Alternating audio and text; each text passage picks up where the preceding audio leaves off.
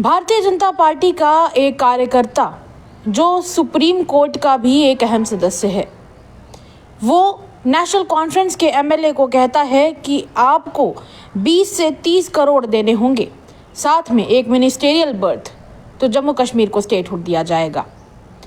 ये एक बड़ा बयान जम्मू कश्मीर के सीएम उमर अब्दुल्ला ने हाल ही में दिया है, जिसके बाद जम्मू कश्मीर में मौसम का हड़कंप तो चल ही रहा है, पर इसके साथ साथ जम्मू कश्मीर में अब सियासी हड़कंप भी मच चुका है। और उमर अब्दुल्ला जी, जो कि जम्मू कश्मीर के सीएम हैं, उनकी इस स्टेटमेंट के बाद भारतीय जनता पार्टी का गुस्सा नजर आ रहा है। भारतीय जनता पार्टी के कई सारे कार्यकर्ता का कहें या तो फिर आप कह सकते हैं कि कुछ बड़े लीडर्स, जिसमें कुछ एमएलएस भी आते हैं, सबकी तरफ से ये इस खास बयान के ऊपर गुस्सा साफ तौर पर देखा जा सकता है। जिसके बाद भारतीय जनता पार्टी की तरफ से कभी प्रेस कॉन्फ्रेंसेस की जा रही हैं, कभी बयान दिए जा रहे हैं, जहां पर जम्मू कश्मीर के लिए स्टेटहुड की मांग रखने के लिए दिल्ली जाने की बात नेशनल कॉन्फ्रेंस कर रही थी।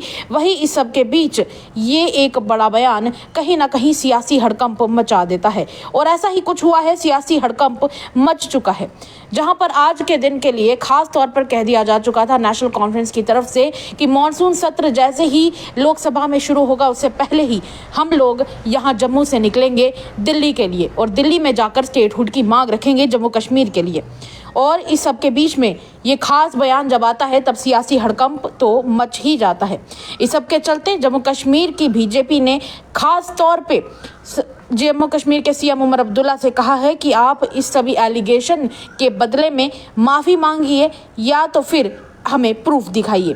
इस सब के चलते गुस्सा देखने को मिल रहा है। एक तरफ जहां भारतीय जनता पार्टी के स्पोक्स पर्सन और एमएलए आरएस पठानिया की तरफ से बयान दिया गया है, उनका कहना है कि इस सब के चलते हमारी तरफ से लीगल एक्शन भी जम्मू कश्मीर के सीएम के लिए लिया जाएगा और उनके खिलाफ लिया जाएगा अगर वो इस सब के चलते कोई एविडेंस प्रोवाइड नहीं कर पाते हैं। वहीं जम्मू कश्मीर के सीएम उमर अब्दुल्ला ने खास तौर पे उस रैली में बोल दिया कि वो भारतीय जनता पार्टी का ही एक आदमी था जिसने एक बंद कमरे में नेशनल कॉन्फ्रेंस के जम्मू के व्यक्ति को खास तौर पे ये बुला के एक खास बात की, और इस खास बात में उन्होंने सीधा 20 से 30 करोड़ रुपए की मांग की।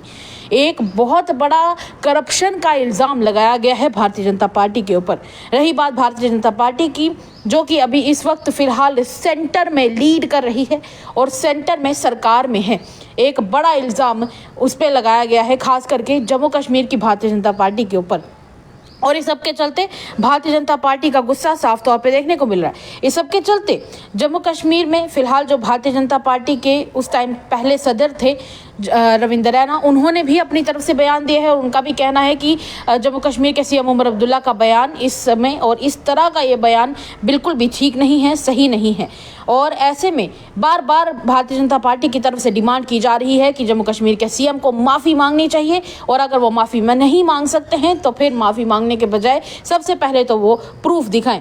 जम्मू कश्मीर के सीएम उमर अब्दुल्ला की तरफ से पहले से ही बार बार एलिगेशंस कुछ ना कुछ लगते रहते हैं, पर ये खास एलिगेशन लगी है कि उन्होंने ये जो एलिगेशन है ये उन्होंने नेशनल कॉन्फ्रेंस का वर्कर कन्वेंशन था, उसके बीच में उन्होंने ये सारी बात कही, और उन्होंने कहा कि इस तरह के स्टेप्स भारतीय जनता पार्टी उठा रही है ताकि नेशनल कॉन्फ्रेंस की गवर्नमेंट को कमज़ोर किया जा सके। और उन्होंने कहा कि भारतीय जनता पार्टी से जुड़ा हुआ सुप्रीम कोर्ट का एक लॉयर है जिसने उन्हें कहा कि आप 20 से 30 करोड़ रुपए दीजिए, मिनिस्टेरियल पोजीशंस दीजिए भारतीय जनता पार्टी को, और इस सब के बदले में एक स्टेटहुड का जो प्रॉमिस है वो पूरा किया जाएगा सब एक्सचेंज में। और इस सब की एलिगेशंस लगने के बाद एक तरफ जहां भारतीय जनता पार्टी के एमएलए आरएस पठानिया ने कहा है ये सीधा जम्मू कश्मीर के सीएम उमर अब्दुल्ला को कि सबसे पहले तो ये बताइए कि आखिर वो एमएलए है कौन जिसने आपको अप्रोच किया, हमें बताइए कि आखिर वो लीडर है कौन जिसने आपको अप्रोच किया। अगर ऐसी बात है तो फिर सीधे आप नाम बताइए उसका। इस तरह से आप बात को आगे पीछे ना घुमाइए, सीधा और साफ शब्दों में बताइए कि आखिर वो भारतीय जनता पार्टी का लीडर था कौन जिसने ये सब कुछ किया है। और अगर आपके पास प्रूफ नहीं है तो आपके खिलाफ हम सख्त लीगल एक्शन भी लेंगे। अगर ऐसी बात है तो फिर डिटेल्स बताइए ना, आप डिटेल्स क्यों नहीं बताते हैं। आरएस पठानिया का ये कहना था कि अगर इस तरह का कुछ हुआ भी है तो फिर आपने ये सब चीज़ें ये इन्वेस्टिगेशन एजेंसीज को क्यों नहीं रिपोर्ट की। इस सब के चलते इलेक्टेड चीफ मिनिस्टर इस तरह बिना किसी एविडेंस के इस तरीके के इल्ज़ाम नहीं लगा सकता है। इस तरह के बयान भारतीय जनता पार्टी की तरफ से दिए जा रहे हैं। वहीं जम्मू कश्मीर की बात करें, मौसम इस तरफ और इस समय ऐसा बना हुआ है कि पहाड़ों में कई सारी जगह पर क्लाउड बर्स्ट हो चुके हैं। लोगों में त्राही मची हुई है। लोगों के लिए इस वक्त सरवाइव करना मुश्किल हो चुका है, उन लोगों के लिए खासकर जो ऊंचे पहाड़ों पर रहते हैं।